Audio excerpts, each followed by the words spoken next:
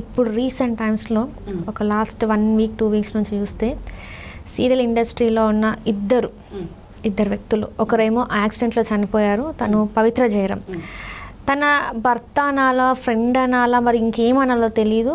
ఒక 2-3 డేస్ తర్వాత తను ఆత్మహత్య చేసుకున్నారు, హ్యాంగ్ చేసుకున్నారు చంద్రకాంత్.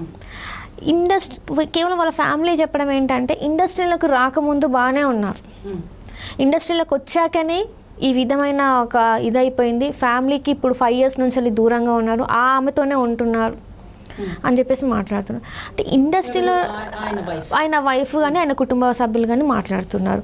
అండ్ అక్కడ వాళ్ళ పిల్లలు కూడా అంటే వీళ్ళ వైఫ్ చెప్పిన దాని ప్రకారం చూస్తే వాళ్ళ పిల్లలు కూడా ఏం అనలేదు, పవిత్ర జయరాం పిల్లలు కూడా ఏమనలేదు, వాళ్ళు సపోర్టివ్గానే ఉన్నట్టుగా వాళ్ళిద్దరు వాళ్ళ లైఫ్ వాళ్ళు లీడ్ చేస్తున్నారు, మేము ఎందుకు ఆబ్జెక్ట్ చేస్తామని చెప్పేసి వాళ్ళు అన్నారు అని చెప్పేసి కూడా తినే అంటుంది. ఇండస్ట్రీని ఎందుకు బ్లేమ్ చేస్తున్నారు మరి? అంటే వాళ్ళ ఉన్న ఏజ్కి వాళ్ళకి తప్పేదో ఒప్పేదో తెలియలేదా? ఇండస్ట్రీలోకి రావడం వల్ల ఇలాంటివి జరిగాయని చెప్పేసి వాళ్ళు చెప్పడం జరిగింది. మరి మీరేమంటారు దీనిపైన? ఇక్కడ ఏంటంటే ఆవిడతో నాకు ఒక 15-20 రోజుల పరిచయం మాత్రమే ఉంది. నేను కోడళ్ళు జోహార్లని ఒక సీరియల్లో ఆవిడ అత్తగారు, ఆవిడతో కలిసి నేను 15-20 days అంటే ఒక 3 schedules నేను ఆ సీరియల్లో వర్క్ చేశాను. అందులో ఆవిడతో క్లోజ్గా నేను ఒక 15-20 days వర్క్ చేయడం జరిగింది. ఒక ఆర్టిస్ట్లుగా అందరూ కూర్చుని భోజనం చేయడం కానీ అంతా తన ఫ్రెండ్లీగా ఉంటుంది, అంతా బాగానే ఉంటుంది. తర్వాత ఛానల్ వైజ్గా పెట్టిన కొన్ని ఫంక్షన్స్లో మేము కలవడం జరిగింది, పార్టీస్ కానీ వాటిలో ఎక్కడైనా. నాకు ఇప్పుడు ఆవిడ పర్సనల్ లైఫ్ మనకి ఈ ర్యాపో సరిపోదు, నాకు ఆవిడ పర్సనల్ లైఫ్ని టచ్ చేయడానికి. అయినా సరే తను చాలా జోవియల్గా, ఫ్రెండ్లీగా, చక్కగా ఉండే మనిషి, మంచి ఆర్టిస్ట్ అండి. ఇక్కడ మీరే అన్నారు, చిన్న మనిషి అయితే కాదు ఆవిడ, పెద్ద ఆవిడే. అంటే పెళ్ళికి ఎదిగిన 2 పిల్లలు ఉన్నారు. 2 పిల్లల్ని మరి శిల్ప గారు అంటే నాకు ఇప్పుడు ఆవిడ చనిపోయిన తర్వాత ఇప్పుడు వస్తున్న న్యూస్లే నేను చూశాను. తనతో అంత వర్క్ చేసినా కూడా నాకు అంత ఇది ర్యాపో లేదు. కానీ కో ఆర్టిస్ట్గా చాలా మంచి ఆర్టిస్టు, చాలా 390 సీరియల్లో ఆవిడ చేస్తున్నారు, చాలా మంచి ఆర్టిస్టు. అతను కూడా మంచి ఆర్టిస్టే. యాజ్ ఏ ఆర్టిస్ట్గా అరే అని బాధ అనిపిస్తుంది. పోతే ఈ పర్సనల్ లైఫ్లోకి వెళితే ఈవిడ పిల్లల్ని పోయి వాళ్ళ మిస్సెస్ అడిగింది అన్నారు కదా, ఇది కూడా నేను చూశాను. కానీ ఏ బిడ్డలైనా సరే తల్లి ఎంచుకుంటున్న మార్గం తప్పు అనిపిస్తే ఖచ్చితంగా ఖండించాలి. ఇదే పవిత్ర జయరాం గారు 2-3 ఇంటర్వ్యూస్లో నాకు 16 yearsకి మ్యారేజ్ అయిపోయింది, నేను డివోర్సీ, నాకు 2 పిల్లలు ఉన్నారు, నేను లైఫ్ లీడ్ చేస్తున్నానని చెప్పారు. అంటే ఏం చెప్పారు? లైఫ్ లీడ్ చేసిన హస్బెండ్ లేరు, పిల్లలతో నేను సింగిల్ పేరెంట్గా వెళ్ళిపోతున్నాను అన్నారు. మొన్న ఈ ఇన్సిడెంట్ జరిగిన తర్వాత మనకు బాగా తెలిసిన యాంకర్ వారు ఇంటర్వ్యూ చేస్తుంటే ఆ పిల్లలు 2 పక్కన వాళ్ళ ఫాదర్ కూర్చుని ఏడుస్తున్నారు. అదేంటి, లేదు మా ఫాదర్ ఉన్నారని ఆ పిల్లలే చెప్తున్నారు కదా, ఆ పిల్లలే చెప్తున్నారు. ఈవిడ చూస్తేనేమో సరే ఏది ఏమన్నా కానీ ఈవిడ యాక్సిడెంటల్గానే పోయింది, అది భగవంతుడి నిర్ణయం, నిందలేందే బొందిపోదు. కాబట్టి ఆవిడ ఏదో వెళ్ళిపోయింది. ఇక్కడ ఇంకొకటి ఏంటంటే డ్రైవర్ ఎవరో తెలియదు, ఇప్పటి వరకు ఇది రాలేదు, ఎంతమంది వెళుతున్నారు అందులో తెలియదు. సరే ఏదేమన్నా ఆవిడ యాక్సిడెంట్గానే పోయింది.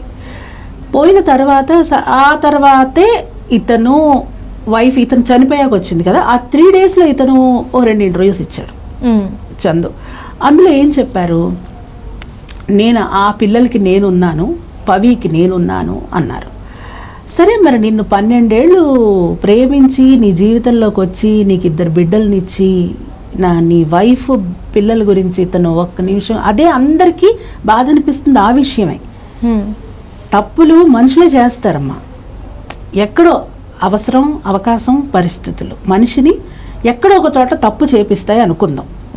తప్పు అనేది నీ మనస్సాక్షికి తెలిసినప్పుడు నువ్వు 12 ఏళ్ళు కాపురం చేసి 2 బిడ్డల్ని కానీ 12 ఏళ్ళు లవ్ చేసావు, ఆ తర్వాత పెళ్లి చేసుకున్నావు, ఆ అమ్మాయి కూడా వాళ్ళని ఒప్పించి మరి పెళ్లి చేసుకుంది. ఎంత ఓర్పు ఉన్న అమ్మాయి నువ్వు అంటే ఈవిడ్ని కావాలని అనుకోవడం ఇవన్నీ పక్కన పెడితే ఏదైనా నువ్వు నీ వాళ్ళకి ప్రయారిటీ ఇవ్వాలి కదా. ఆవిడ చనిపోయింది, ఆవిడ వాంటెడ్లీ చనిపోలేదు, ఏదో వెళ్ళిపోయింది. అప్పటికి కూడా ఇంత ఇది లేదమ్మా. ఇతను ఎప్పుడైతే చనిపోయాడో, ఇతను చనిపోయి ఆ అమ్మాయికి బ్యాడే, ఇతను చనిపోయి ఆవిడని ఇంకా చెడ్డ చేశాడు పవిత్రని. నేను అంటున్నా, నీ భార్య పిల్లల్ని చక్కగా చూసుకుని, నీకు అవసరమైతే నీకు స్తోమత ఉంటే ఆ పిల్లల్ని కూడా ఇవ్వు, నువ్వు సపోర్ట్ ఇవ్వగలిగితే ఇవ్వు. కానీ భార్యని మించింది కాదు కదా అది. ఇప్పుడు వేరే వాళ్ళు కూడా అన్నారు, ఈవిడ లివింగ్ అదే రిలేషన్షిప్లో ఉండటానికి పవిత్ర అర్హురాలు అన్నారు. అర్హురాలైతే మరి ఇతను అర్హుడు కాదు కదా, తనకి ఫ్యామిలీ ఉంది కదా. మరి నువ్వు ఆ ఫ్యామిలీ నీ జీవితాన్ని ఉద్ధరిస్తానని ఏమైనా చెప్పి ఉంటే, ఇవన్నీ కూడా మనం మాట్లాడుకునే విషయాలే. ఈ పబ్లిక్లో వాళ్ళు చాలా, నేను కామెంట్స్ పెట్టడం అన్నీ చూసి మాట్లాడుతున్నాను. అలాంటి వాళ్ళు ఏంటంటే, ఆవిడకి ఏదో ఇతని వల్ల ఎక్కడో ఒక చోట మంచి అభిప్రాయం, అది స్నేహమో ఏదో అనుకుందాం, అనుకుని నీ భార్యను నిర్లక్ష్యం చేయాలని లేదు కదా. నువ్వు నీ భార్యని పిల్లల్ని నిర్లక్ష్యం చెయ్యొద్దు అని ఈవిడ అదేదో సెటిల్ చేసుకున్నాక నా జీవితంలోకి రా అని ఈవిడ ముందుగానే కండిషన్ పెట్టి, ఈవిడ పిల్లలు ఖచ్చితంగా రిజెక్ట్ చేసి ఉండాల్సింది అతన్ని. శిల్ప గారు అడిగినట్టు, మరి మీ మదర్ దగ్గరికి ఈయన వస్తున్నాడు కదా అని అడిగినప్పుడు ఖచ్చితంగా వాళ్ళు, ఆవిడ జీవితం అంటే ఏంటి, ఆవిడ జీవితం ఖచ్చితంగా తప్పమ్మా అది. ఎదిగిన పిల్లలు, ఇప్పుడు రేపు పొద్దున ఏ పిల్లనైనా పెళ్లి చేసుకోవాలంటే, అంటే మీరు అందరూ పాత చింతకాయ పచ్చడి అనుకోండి, ఏమనుకోండి, అవతల పిల్లల్ని అటు 7 తరాలు ఇటు 7 తరాలు అన్నీ బాగున్న వాళ్ళకే పెళ్ళిళ్ళు అవడం కష్టం. ఇక ఈ జనరేషన్ మారిపోయింది, ఏదైనా పర్లేదు ఏమైనా చేస్తాం అన్న వాళ్ళకి మనం ఏం చెప్పలేం. కానీ ఎదిగిన పిల్లలు కదా, తల్లి దగ్గర ఒక తప్పు జరుగుతుంది అని తెలిసినప్పుడు అంటే వాళ్ళకి అనిపించలేదా, లేకపోతే నిజంగానే వాళ్ళది స్నేహమా ఏంటనుకోవాలి ఆ పిల్లలు? అప్పుడు అలా మరి ఈవిడ చెప్పిన ఇంటర్వ్యూలో కూడా భర్త ఒక చోట, భర్త లేడు నాకు, నేను సింగిల్ పేరెంట్ అని చెప్పినప్పుడు ఇక్కడ ఎవరు ఆయన పక్కన కూర్చుని ఏడుస్తున్నారు కదా. మరి భర్త ఉన్నారు, మా మమ్మీ అలాంటిది కాదు ఈ రోజు నా పిల్లలు చెప్తున్న వాళ్ళు లేదు. వీళ్ళందరిది పక్కన పెడితే, ఇప్పుడు ఆవిడ పెళ్లి వీడియో వచ్చింది, చందు గారిది, శిల్ప గారిది పెళ్లి వీడియో పెట్టారు.